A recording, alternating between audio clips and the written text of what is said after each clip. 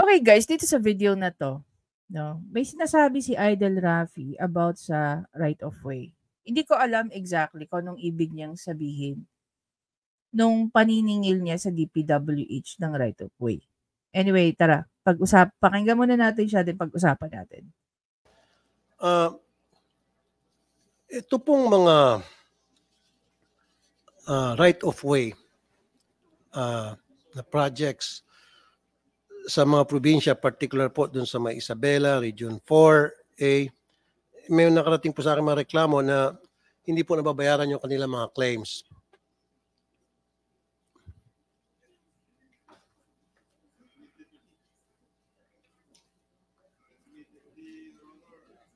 Use the mic, Mr. Secretary. Sorry. Your Honor, well, this is actually a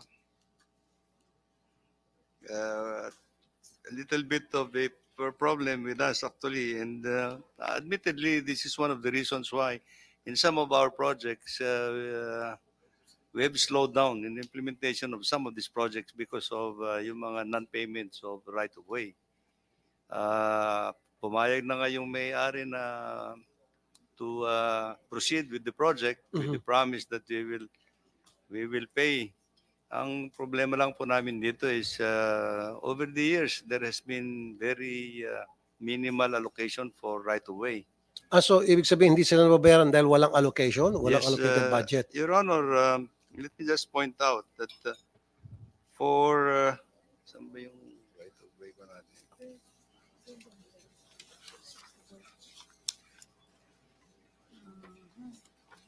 For right-of-way, Your Honor, for 2023, in our national expenditure program, our initial proposal is about 37 billion. 37 billion. But when what has been included in the General Appropriations Act is 1.6 billion. 1.6 from 37 billion na slash to 1 billion. 1.6. 1.6 billion. Ano pong reason bakit daw na-slash? Well, this is what we received from the General Appropriations Act, Your Honor. Mr. Chair, meron kasing darating sa akin mga reklamo na galit na sa mga taga-DPWH kasi sa right of way nila, hindi pa sila babayaran. Kasabi lang itong si Secretary, meron allocated para mabayaran sana itong mga claimants, 37 billion na ni-request nila allocation para mabayaran yung mga right of way projects, na-slash to 1.6. The department can give us a list of the right of way, the projects, and then we can also help them liaise with the DBM for a bigger budget for that, diba? Thank you, Your Honor. But let me just inform the good senator that for our proposed budget for 2024, Your Honor, we have included in our National Expenditure Program proposal the amount of 35.16 billion for the payment of right-of-way, Your Honor. And with this, Your Honor, if this is will be intact, then I think we would be able to settle most of the obligations in right-of-way in 2024, Your Honor. Thank you, Secretary Bonoan. Sa bandang... Okay guys, regarding dito sa issue ng right of way, sa totoo lang, hindi ko alam exactly kung ano yung pinopoint out dito ni Rafi Tulfo. Pero since may mention siya ritong claimant, okay, dalawa lang kasi ang pwede kong isipin tungkol dyan. Number one, either yung isang contractor ni DPWH na gumawa ng right of way, no? Pero clearly, pwede namang sabihin ni Rafi Tulfo na yung mga contractor nyo ng right of way hindi pa nababayaran. Hindi yun yung sinabi niya. Ang sinabi niya, claimant. Okay? So, I can think of only one thing. The property owner ng right of way.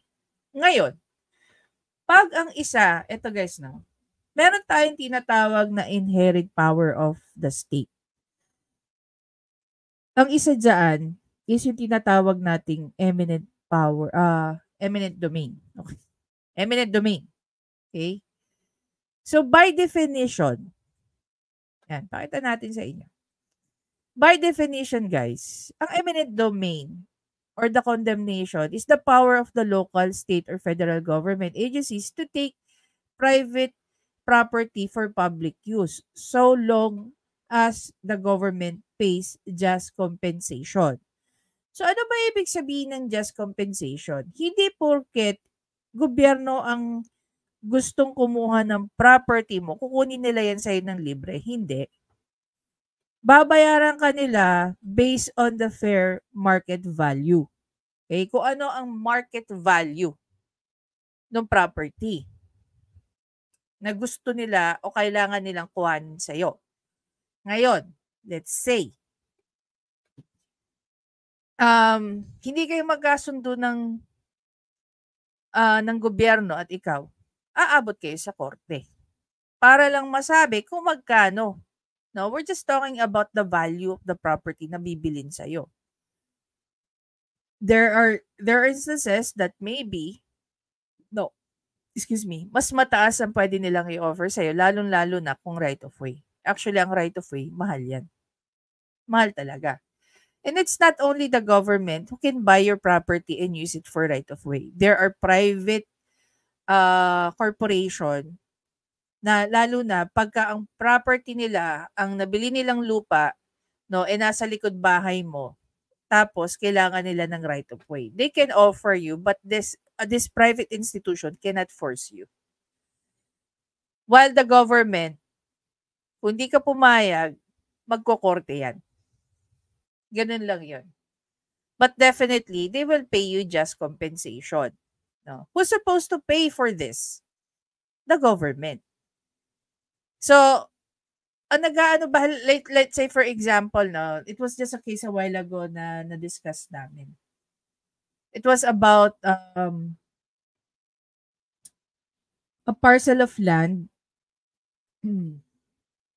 na gustong kuhanin ng ano yung case na yan? Something to do with Pasig. So may kukuha silang portion of land doon sa property ni private owner, parang gamitin daw for recreational, sports and recreational. Now, not because etong si government gusto siyang kuhanin at inaayawan ni private owner, only because ang magbe-benefit noon ng property na yan, hindi naman, talagang mga taga dun sa area na yun. Barangay Kanyugan. Yun. Sinight din doon ni owner na meron naman recreational dyan eh. Bakit nyo pinupuntirya yung akin? So, nag-decide doon si Supreme Court na grinant yung nung petitioner. Si owner kasi ang nagpetition. Grinant yung ni petitioner at dinismiss yung ng lower court. Bakit? Kasi isa sa mga factors ng eminent domain is merong genuine necessity for public use talaga. Obviously, hindi naman public ang gagamit, ang magbe-benefit doon sa gustong kuhanin ng municipality ng Pasig at that time. Municipality or City of Pasig. Pero isang homeowners lang. Diba? So, doon ko gusto maintindihan, if Raffy Tulfo is referring about the eminent domain, just compensation, or yung contractor na gumawa ng, what do you call that, ng ano tawag dyan? Ng right of way. Hindi ko alam alin sa dalawa yung gusto niyang masingil. Yung just compensation o yung bayad doon, bayad sa contractor. Okay? Hindi siya malinaw. At saka to think, hindi naman po, pagkakaalam ko, hindi naman po ang DPWH na dapat magbayad ng ng just compensation. Like say for example, ang nag-a-acquire ng or nag-aano ng property mo is yung locality nyo. Eh di yung munisipyo. Kung yung gobyerno, di yung gobyerno. Pero so far wala pa po ako nababasa na talking about just compensation, DPWH ang nagbabayad. Hindi po. Or wala pa akong na ano nun. Kasi hindi naman naka-mandate sa kanila na pwede silang mag-acquire na like the power of the national government and the LGU. No? So, ayan. Sinisingil ni Idol Rafi yung mga maling departamento. Doon po sa mga ano. Kaya ayun, I guess some of you, no, baka naranasan nyo na yun. Lalo na yung mga nakatira sa, halimbawa, yung mga nakatira sa gilid ng Riles. Approach kayo ng PNR. Sasabihin nila sa inyo, kakailanganin namin tong space na to, yung pinag-squatteran ninyo. Kahit yung mga yung binabayaran. Ikaw na nag-squatter, ikaw na nag-squat na public land yon. So nag-squat ka sa public land. Papaalisin ka niyan, babayaran ka pa. 'Di ba? Yan, hindi ko alam kung masarap ba maging mahirap sa Pilipinas o masarap ba maging mayaman sa Pilipinas. Yung mahirap kasi doon, eto no, naiintindihan ko naman na hindi lahat ng tao are capable or what. Pero dito kasi sa Pilipinas, guys, ang mahirap, kinukonsenti maging mahirap eh. Sana nagkakaroon tayo ng mga programa para sa mga ganito na, alam mo yun, I'm very sure naman every Filipino is capable. No? They have their own skills, they have their own talents na pwede nating ma-enhance, ma-enrich. Na yung skills at talents na yun, pwedeng maging kabuhayan nila. Sana ganun yung ginagawa ng ating DSWD para dun sa mga kababayan nating mahihirap. Diba? Anyway guys, again, maraming salamat sa panonood. If you have any questions about eminent domain, punta kayo kay Attorney Claire at kay Attorney Libayan. Hindi, type it na. I-type nyo lang sa comment. I'll do my best to answer that. Otherwise, lalapit din ako dun sa dalawa. I'll see you in the next video, guys. Thank you!